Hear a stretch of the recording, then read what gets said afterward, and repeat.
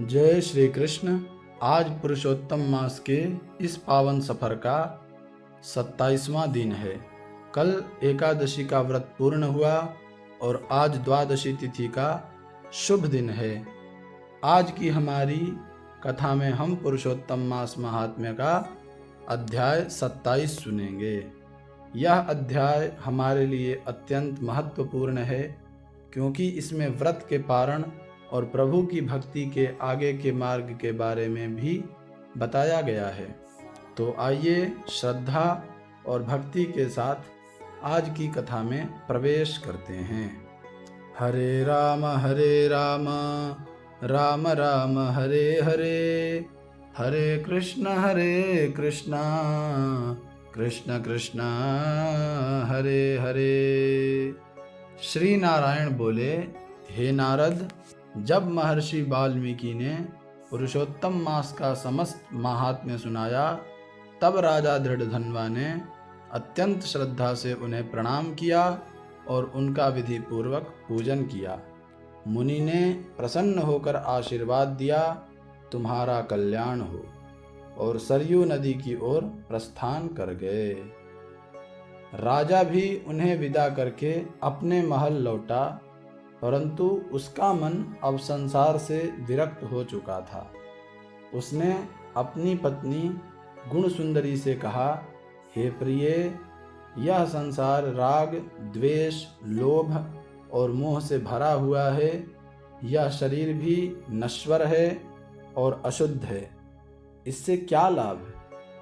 मैं अब इस असार संसार को त्याग कर भगवान पुरुषोत्तम का स्मरण करते हुए वन को जाना चाहता हूँ।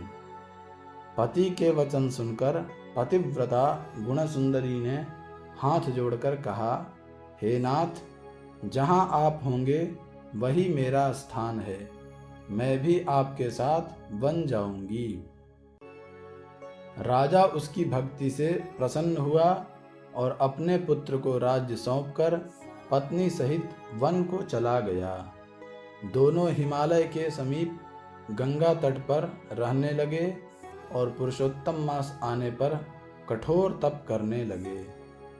राजा निराहार रहकर एक पैर के अंगूठे पर खड़े होकर आकाश की ओर दृष्टि लगाए भगवान श्री कृष्ण का जप करने लगा। रानी भी उसकी सेवा में तत्पर रहकर भक्ति में लीन रही। जब पुरुषोत्तम मास पूर्ण हुआ, तब वहाँ एक दिव्य विमान प्रकट हुआ। उसमें देवदूतों ने राजा और रानी को बैठने के लिए आमंत्रित किया।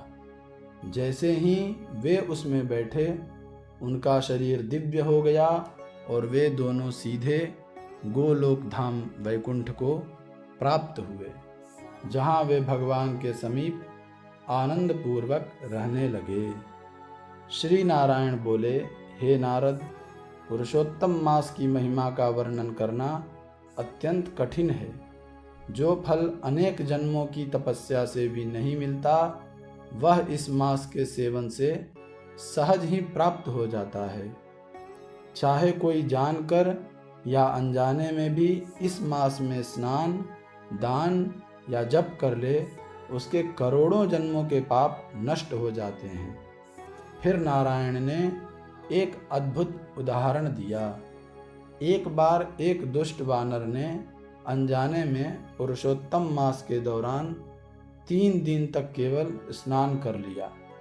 उसी के प्रभाव से उसके समस्त पाप नष्ट हो गए और वह दिव्य शरीर धारण करके गोलोक को चला गया। यह सुनकर नारद मुनि अत्यंत आश्चर्यचकित हुए और बोले, हे प्रभु, यह वानर कौन था? उसने ऐसा कौन सा पुण्य किया था? कृपा करके विस्तार से बताइए। तब श्रीमन नारायण बोले, हे नारद, पूर्व काल में केरल देश में कदर्य नाम का एक अत्यंत लोभी ब्राह्मण रहता था। वह केवल धन संग्रह में लगा रहता था, कभी दान पुण्य नहीं करता था। उसने न तो यज्ञ किया, न तीर्थ किया, न किसी की सहायता की। यहाँ तक कि अपने परिवार और समाज का भी उसने कभी भला नहीं किया। वह अत्यंत कृपण और छल कपट से भरा हुआ था। एक बगीचे में रहकर वह वहाँ के फलों को चुराकर खाता और बेचता था तथा झूठ बोलकर अपने स्वामी को धोखा देता था। इस प्रकार उसने जीवन भर केवल पाप ही किए। जब उसकी मृत्यु हुई तब यमदूत उसे पकड़कर यमलोक ले गए। वहाँ चित्रगुप्त ने उसके पापों का लेखा जोखा सुनाया। उसके जीवन में कोई भी पुण्य नहीं था, केवल चोरी और विश्वासघात के पाप थे। यह सुनकर धर्मराज क्रोधित होकर बोले, यह दुष्ट कदर्य अपने पापों के कारण हजारों बार वानर योनि में जन्म लेगा। इस प्रकार हे नारद, उस ब्राह्मण ने अपने पापों के कारण वानर योनि को प्राप्त किया। आगे की कथा में तुम सुनोगे कि कैसे उसी वानर को पुरुषोत्तम मास के प्रभाव से मुक्ति प्राप्त हुई। हरे राम राम राम हरे हरे, हरे कृष्ण कृष्ण कृष्ण हरे हरे। आज हमने सुना पुरुषोत्तम मास महात्म्य का 27वां अध्याय। प्रभु की कृपा से हम प्रतिदिन एक एक कदम उनकी भक्ति की ओर बढ़ा रहे हैं।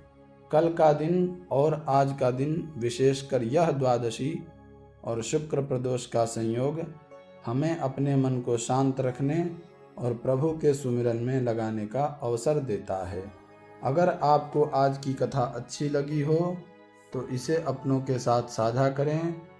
चैनल को सब्सक्राइब करना ना भूलें ताकि कल की कथा आप तक सबसे पहले पहुँचे। मिलते हैं कल अगले अध्याय में। तब तक के लिए आप सभी को जय श्री कृष्ण।